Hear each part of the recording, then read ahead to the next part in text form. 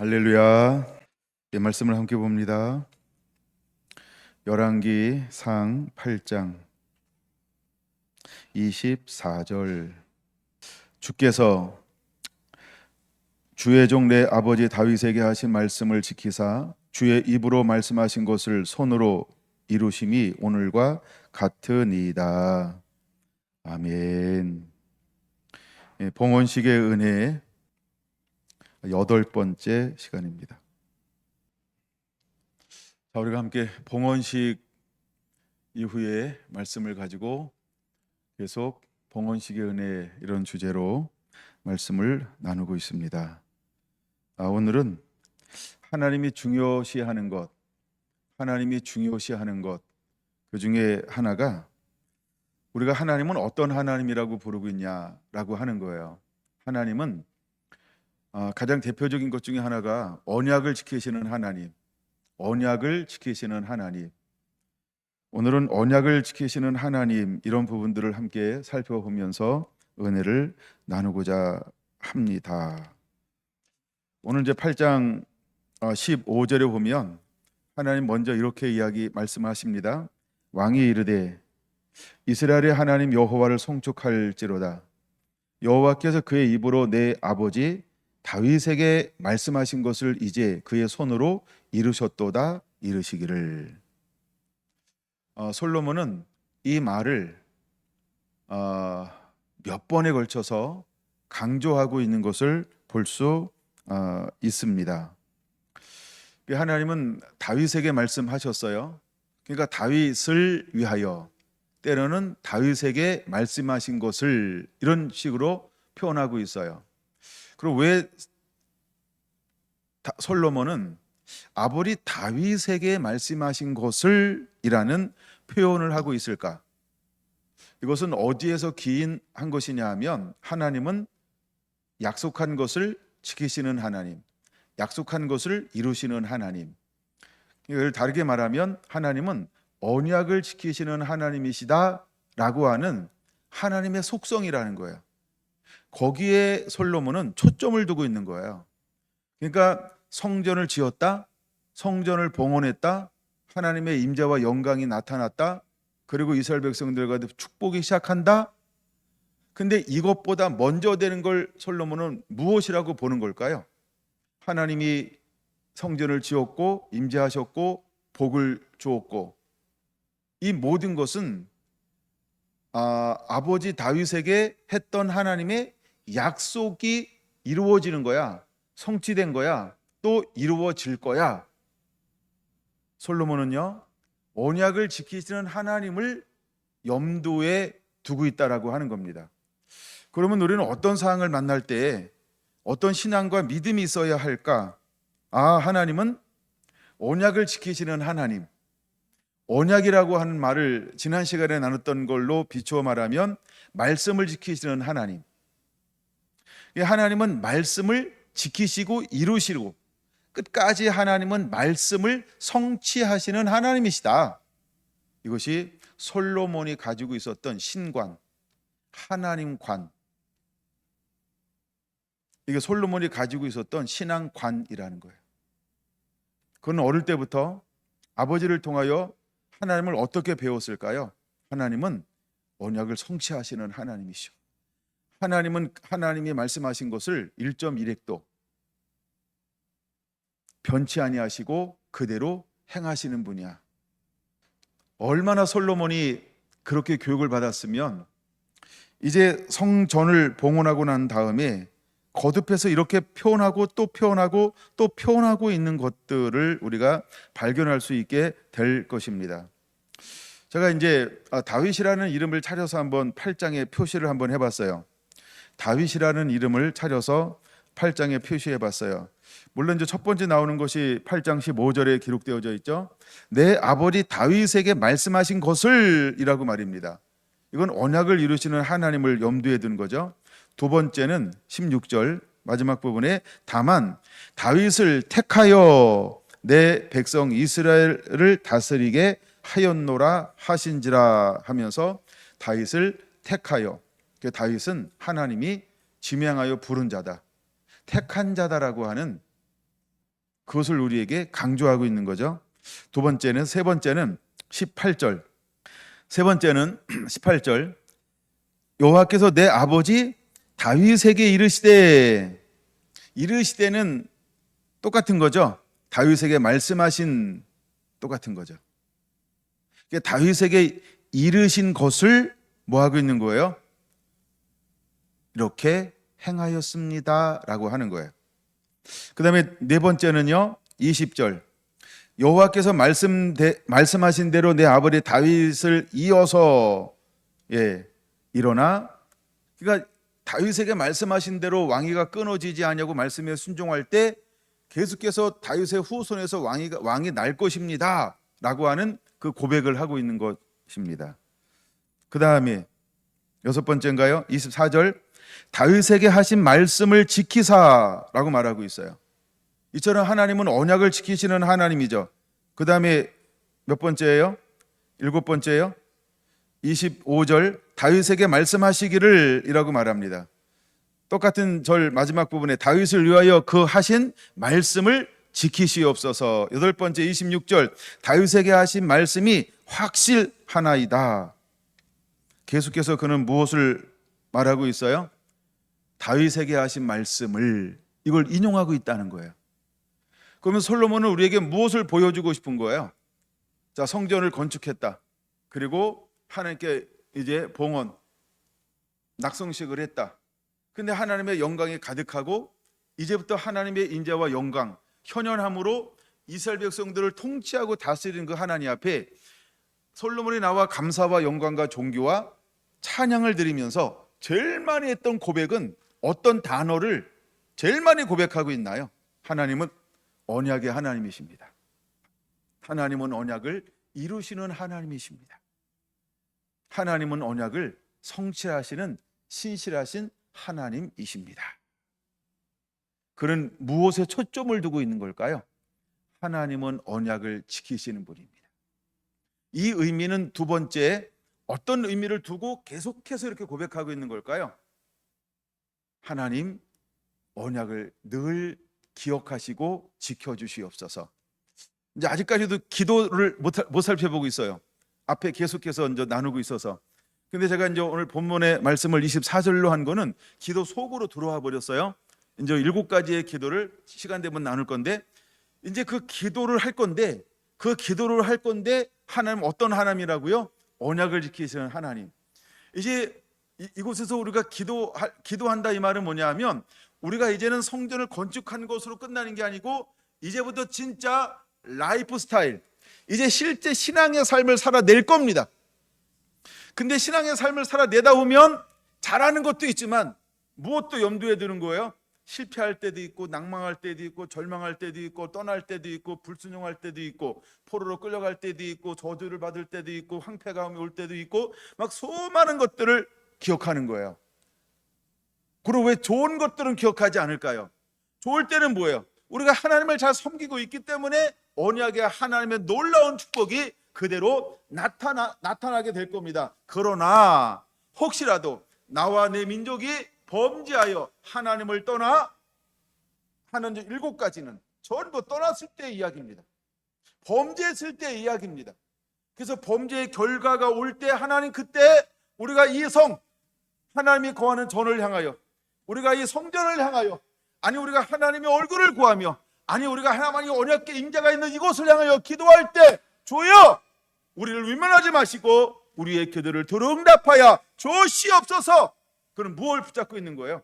언약의 하나님, 하나님의 그 말씀, 하나님의 그 약속. 하나님, 우리가 혹시라도 주님을 떠났을 때, 범죄했을 때, 그 저주를 받았을 때, 전쟁에서 졌을 때, 나그네가 됐을 때, 하늘에 다쳤을 때, 질병이 왔을 때, 황무함이 왔을 때, 주여, 그때 우리가 주를 향하여 부르짖으면 언약을 기억하사 우리의 기도를 들응답하여 주시고 우리를 지켜주시고 보호하시고 회복하여 주시옵소서. 이 기도를 하고 있는 거예요. 그래서 오늘은 그거를 먼저 기도 내용을 살펴보기 전에, 하나님 어떤 하나님? 언약을 지키시는 하나님. 그래서 먼저 이걸 우리가 살펴보는 거예요. 왜 솔로몬은 7, 8번에 걸쳐서 다윗에게 말씀하신 것을, 다윗에게 말씀하신 것을 다윗을 위하여 왜 이 말씀을 반복하고 있냐는 거예요. 제가 시간이 남으니까 역대하에도 동일하게 이런 부분들이 그렇게 기록되어져 있다는 겁니다. 역대하는 6장에 주로 이런 기록들이 있어요. 6장 4절, 6장 8절, 6장 10절, 6장 15절, 16절, 17절, 42절 7번에 걸쳐서 역대하 6장 7번에 걸쳐서 동일하게 솔로몬이 기도하고 있는 장면을 우리에게 소개하고 있다는 거예요. 그러면 왜 솔로몬이 이 언약을 지키시는 하나님을 향하여서 기도하고 있을까요? 그는 신실하신 분이니까, 그는 선하신 분이니까.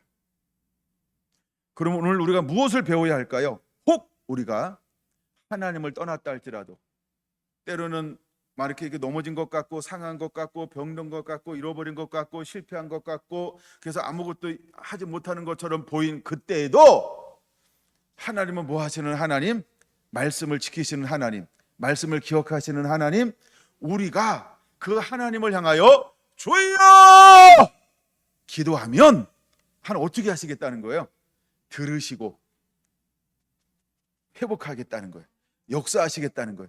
일하시겠다는 거예요. 아니, 일해주세요. 기억해주세요. 회복해주세요. 벗어나게 해주세요. 다시 하나님 앞에, 다시 은혜롭게, 다시 주님, 다시 그거 해달라고. 그렇게 해서 그는 언약을 먼저 붙잡고 기도하고 있는 것을 우리가 볼 수 있는 것입니다. 그래서 하나님은 어떤 하나님?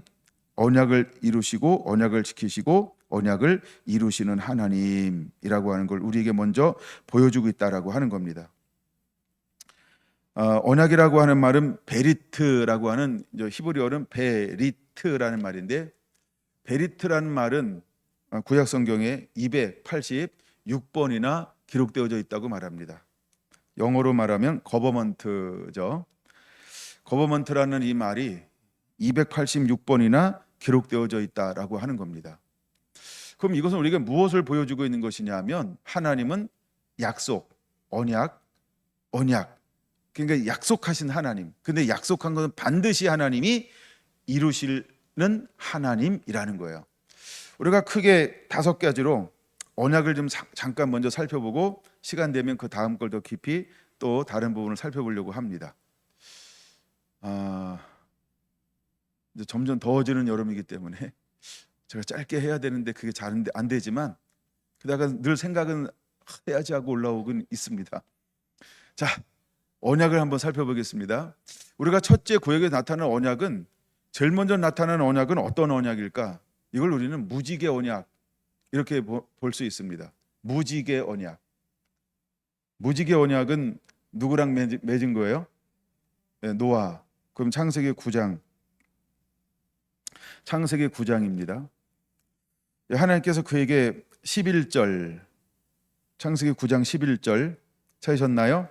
내가 너와 언약을 세우리니. 여기에 이제 처음 언약이라는 단어가 이제, 근데 이 언약은 누구와 맺는 언약이냐 하면 노아랑. 근데 왜 노아랑 맞냐? 자, 다시는 아니하리라 이렇게 말하죠. 다시는 아니하리라. 무엇을? 모든 생물 홍수로 멸하지 아니할 것이라. 땅을 멸할 홍수가 다시 있지 아니하리라 하면서 13절 하나님의 구름 속에 무엇을 두었어요? 무지개. 그래서 일명 무지개 언약 이렇게 부르고 있는 것입니다. 노아 언약 이렇게 부를 수도 있고 무지개 언약 이렇게 부를 수도 있습니다. 근데 이제 약간 좀 더 다른 얘기 한다 그러면 사탄은 이것을 통하여 하나님께 도전하고 있는 거죠. 생명공학을 통해서 마땅히 우리가 이로운 것만 하는 것이 아니고 창조주 하나님께 도전하는 것, 이게 생명공학적 영역이어서 잘못되게 나가서 도전하는 것처럼 무지개라고 하는 7색깔인데, 그렇죠? 6색깔, 5색깔을 가지고 나와서 그들은 무엇으로 우리를 현혹하고 있죠? 그렇죠? 성에 타락하는 이 부분, 즉 생육하고 번성해야 되는 가장 기초적인 이것을 가지고 사탄은 미혹하고 유혹하여서 우리에게 하나님의 언약을 뭐하게 하는 거예요? 혼잡시키려고 하고 있다는 거예요. 그럼 우리는 무엇을 명확하게 붙잡고 있어야 될까요? 무지개 언약, 노아의 언약을 명확하게 붙잡고 있어야 한다는 거예요.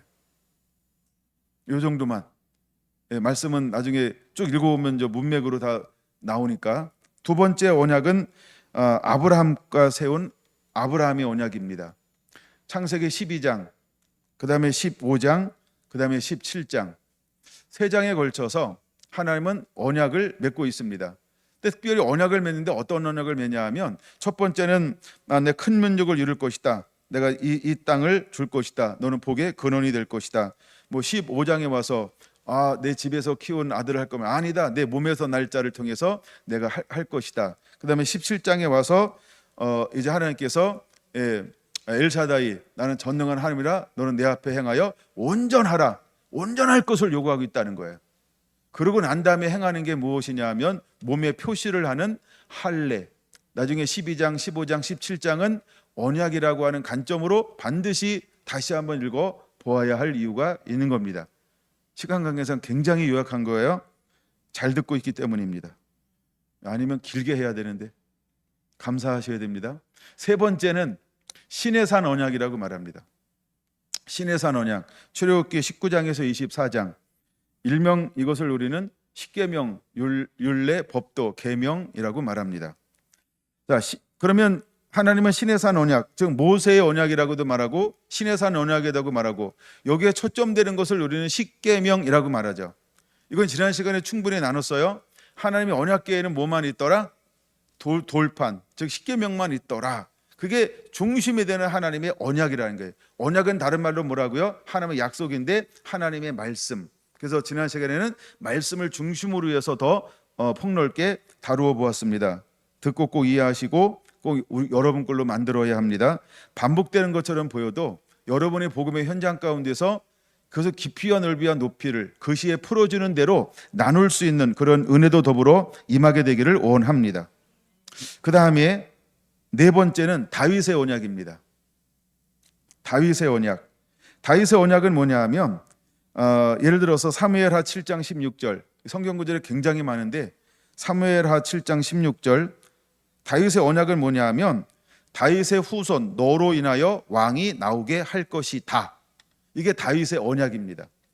그러면 내 후손을 통하여 왕이 나오게 할 것이다. 누구까지 이룰까요? 예수 그리스도.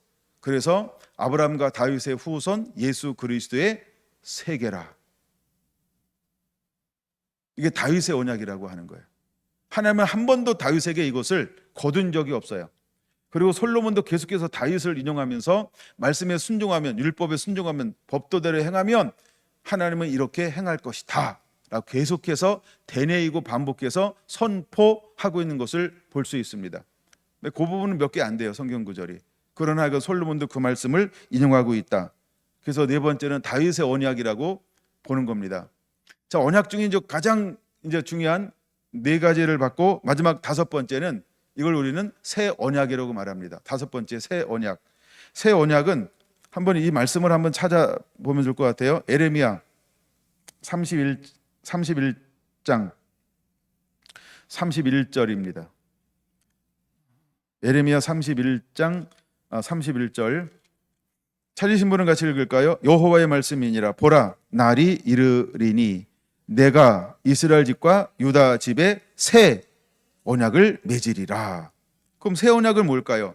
주 내용은 33절 시작. 그러나 그날 이후에 내가 이스라엘 집과 맺을 언약은 이러하니 곧 내가 나의 법을 그들의 속에 두며 그들의 마음에 기록하여 나는 그들의 하나님이 되고 그들은 내 백성이 될 것이라. 여호와의 말씀이니라. 자, 그러면 새 언약을 맺으리니 이는 곧 뭐라고요? 하나님의 말씀을 어디다 둔다고요? 마음에 들 것이다. 이게 새 언약이라고요.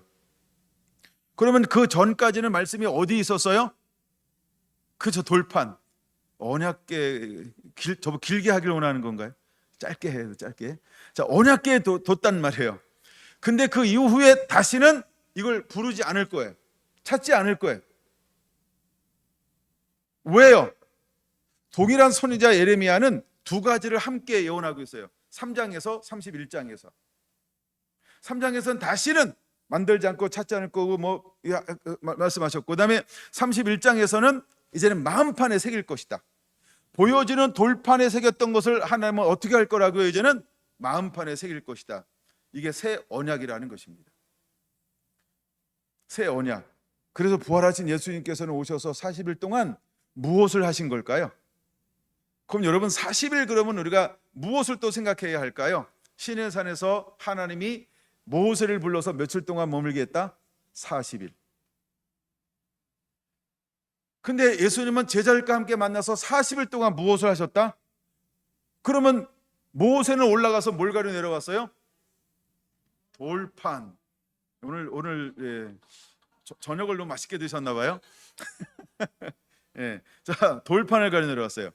근데 예수님, 부활하신 예수님은 제자들에게 무엇을 주셨나요? 마음을 열어 말씀을 깨닫게 하심으로 어떤 말씀을 새겨줬어요? 마음판에. 그는 오늘 우리는 어느 시대에 살고 있는 거예요? 새 언약의 시대.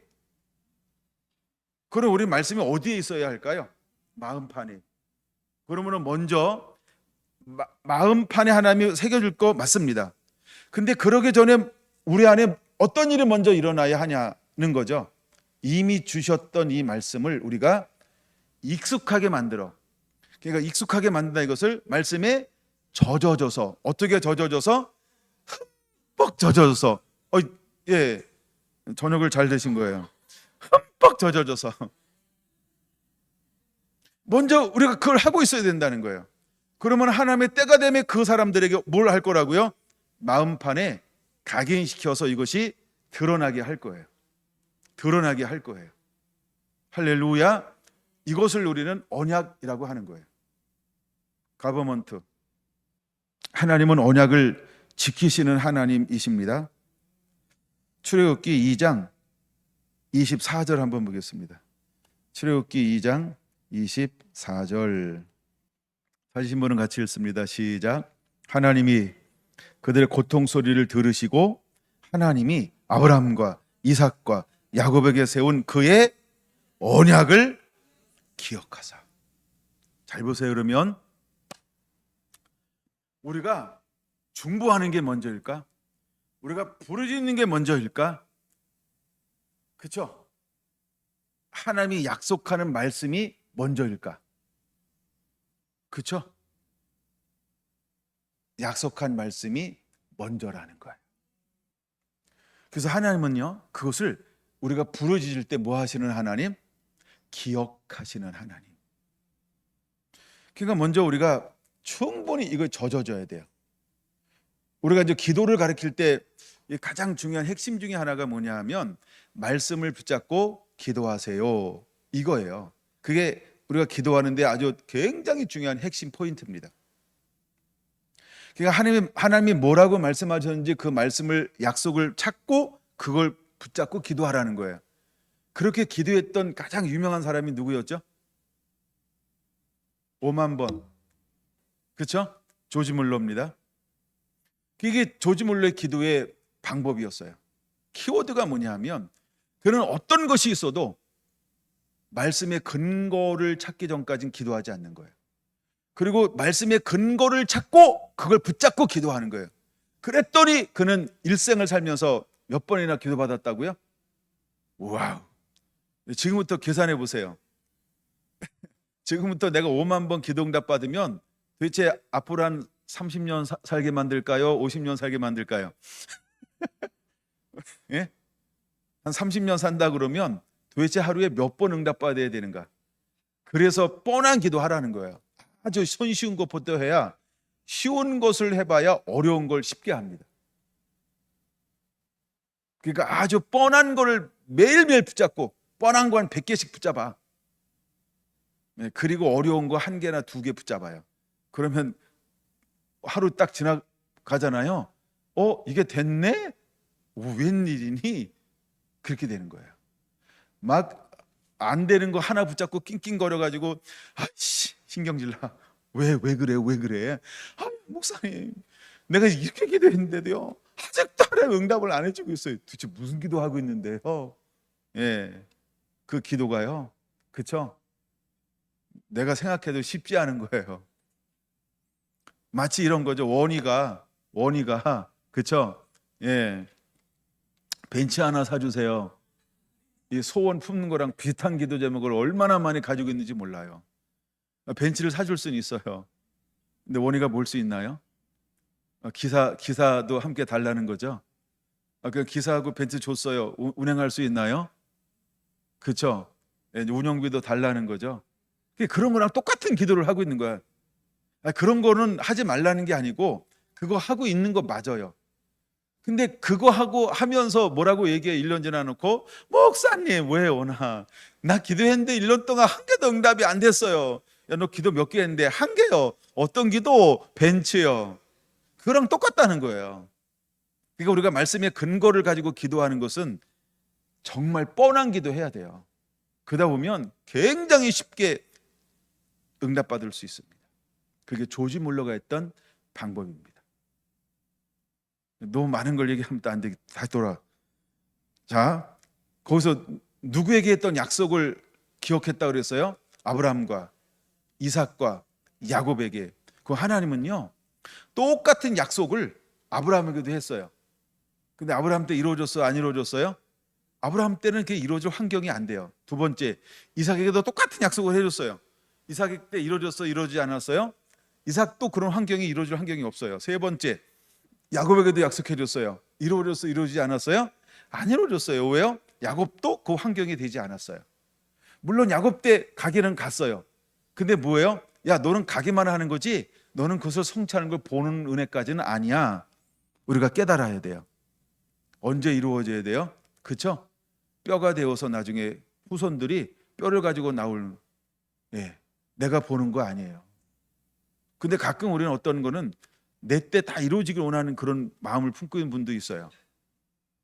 어쨌든 하나님은 언약을 지키시는 하나님인데 이스라엘 백성들이 무엇을 놓고 기도했냐 하면 아브라함에게 했던 그 약속 있잖아요.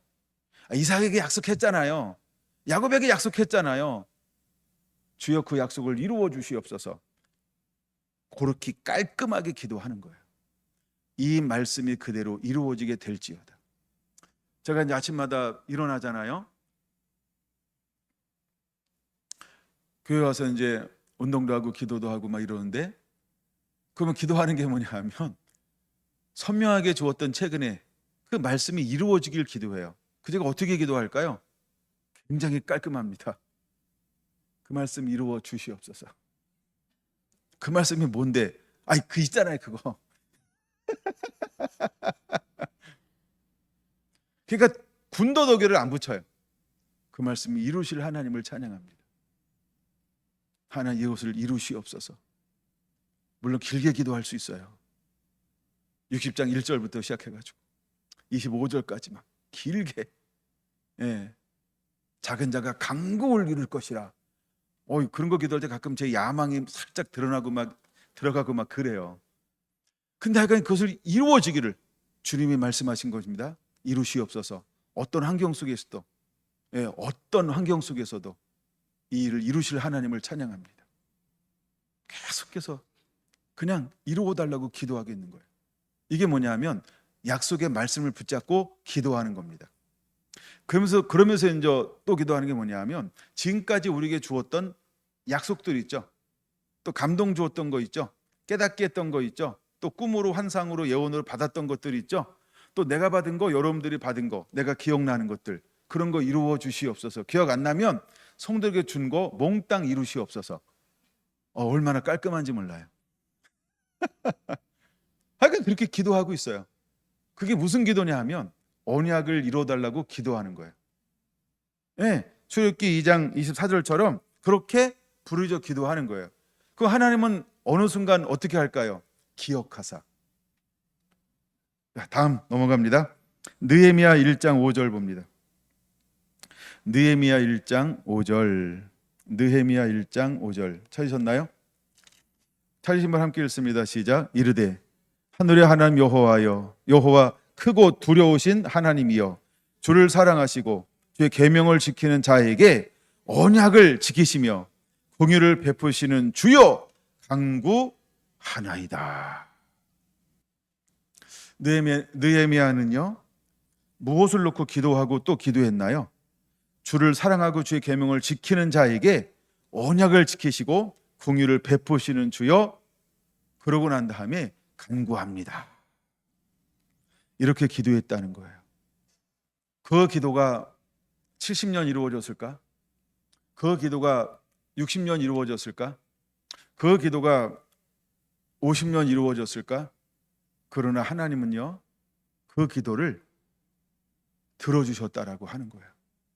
그냥 포로가 귀환되는 게 아니고요, 에스겔서 36장에 말하고 있는 것처럼 37절, 38절, 37절 쪽에 저는 이걸 기억하는데요, 그럼에도 불구하고 너는 내게 이루어지기를 기도해야 할지니라.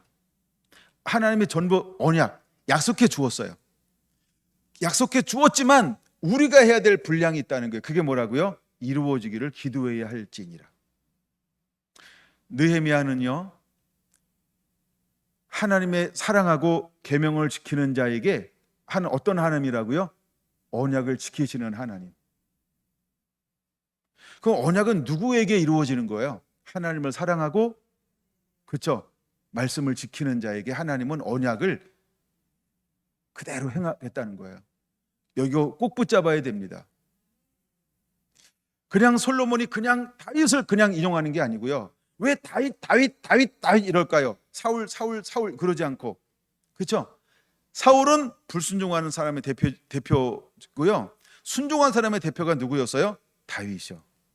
그래서 솔로몬은 하나님을 사랑하고 하나님의 계명을 지킨 샘플 다윗을 인용하는 거예요. 다윗에게 말씀하신 하나님, 다윗에게 이렇게 말씀하신 하나님, 내 아버지에게 이렇게 말씀하신 하나님, 다윗에게 이렇게 말씀하신 것을 말씀하신 하나님, 이제 이루시옵소서, 행하시옵소서, 이렇게 기도하는 거하고, 느헤미야 1장 5절, 느헤미야가 기도한 거랑 다를까요? 같을까요? 오늘 우리가 기도해야 하는 거랑 다를까요? 같아야 할까요? 이제 우리는 그렇게 기도할 수 있어야 된다는 거예요. 여러분 1장 5절부터 쭉 몇 절 안 돼요. 문맥으로 좀 더 보시면서 여러분들이 구체적으로 기도하는 법을 배우시기 바랍니다. 뭐 저희까지만 가도 돼요. 예를 들어 뭐 7절까지만 가도. 근데 약간 11절까지 가면 좋죠. 그래서 5절 붙잡고, 이제 종이 주의 종들인 이스라엘을 위하여 주야로 기도하오며 하면서 구체적으로 이렇게 기도하는 것이 기록되어져 있어요. 근데 구체적인 기도도 중요한데 그 시작을 우리가 어떻게 해야 하느냐는 거예요. 그게 5절이 핵심이라는 거예요. 하나님을 사랑하는 자, 그 계명을 지키는 자에게 하는 어떤 하나님?